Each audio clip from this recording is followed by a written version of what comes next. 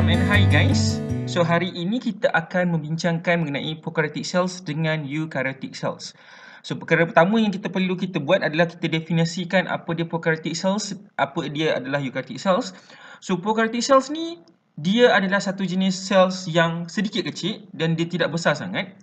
Okay. So dalam bahasa Greek prokaryotic bermaksud before dan karyon bermaksud non ataupun bentuk seperti sel.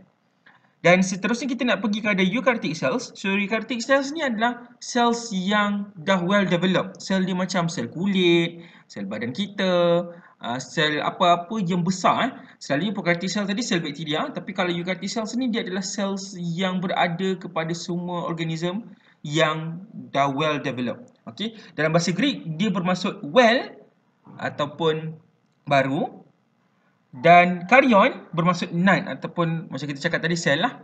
Okay, sekarang ni kita nak pergi kepada structure of prokaryotic cells. Okay, so structure of prokaryotic cells ini yang pertamanya dia adalah dia tidak mempunyai nukleus ataupun no distinct nucleus. Okay, sebab DNA dia berada dekat dalam cytoplasm, tak macam eukaryotic cells. Okay, seterusnya yang kita nak tengok adalah dia tidak mempunyai membrane bound organelle. Contohnya macam nukleus, kloroplas ataupun mitokondria.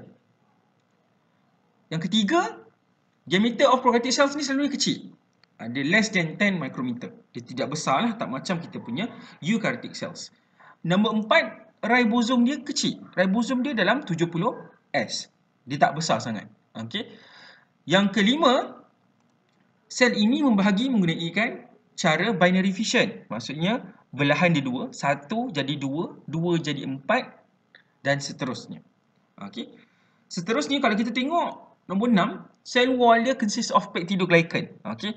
So kalau kita tengok prokaryotic cells ni, sel dia lebih dahsyat, lebih tebal dan lebih mempunyai peptidoglycan. Dia tak macam kita punya eukaryotic cells, typical cells yang kita ada. Yang ketujuh, DNA is circular. Okey, DNA dia berbentuk bulat. Yang ke-8, flagella dia lacks of 9+2 microtubule. Okey, flagella dia tidak mempunyai 9+2, dia 9+0. Yang ke-9, dia mempunyai kapsul. Okey, dekat bahagian luarnya, luar pada sel wall tu dia ada kapsul. Yang ke-10, dia mempunyai pilai. So pilai ini penting untuk exchange of genetic material. Okey, kalau dia orang nak change genetic material, dia menggunakan pilai. Yang ke-11, dia mempunyai flagella untuk movement. Okey, selalunya prokaryotic cells ni dia adalah bakteria, so kalau dia nak bergerak dia menggunakan flagella. Okey, seterusnya kita nak tengok kepada eukaryotic cells. So, eukaryotic cells ini yang pertamanya adalah dia mempunyai distinct nucleus. Nukleus dia ada, sangat jelas, iaitu berada dalam kita punya nukleus. Nukleus yang berada di tengah yang selalu korang lukis tu. Okey. Yang kedua, saiznya lebih besar, 10 micrometer. Okey, lebih besar daripada eukaryotic cells. Yang ketiga, dia mempunyai membrane bound organelle. Contoh yang kita bincang tadi, kloroplas, mitokondria dan sebagainya. Okey, ribosom dia besar juga, ribosom dia 80S dan dia membahagi secara mitosis dan meiosis. Okey, dan dia membahagi secara mitosis dan meiosis. Okey, cell wall dia, okey, saya tahu dekat animal cell kita tidak punya cell wall. Okey, tapi dekat plant cells kalau dia ada cell wall dia mempunyai cellulose ataupun chitin. Okey, untuk cell wall untuk eukaryotic cells dia mempunyai cellulose ataupun chitin. Okey, yang ketujuh, dia mempunyai flagella iaitu 9+2 microtubule compare daripada prokaryotic cells tadi 9+0. Seterusnya DNA dia linear, DNA dia panjang. Okey, tak macam kita punya bakteria, DNA dia bulat. Okey, circular. Okey, tapi kalau eukaryotic cells DNA dia is linear. Okey, so saya recommend semua orang untuk membuat differences dia in table yang sangat jelas supaya kamu boleh compare dengan mudah lah dalam prokaryote dengan eukaryot untuk pelajaran. Tetapi dalam untuk exam kita tak boleh buat table, kita kena tulis secara sentence. Okey. So, apakah persamaan antara prokaryot dengan eukaryot ni?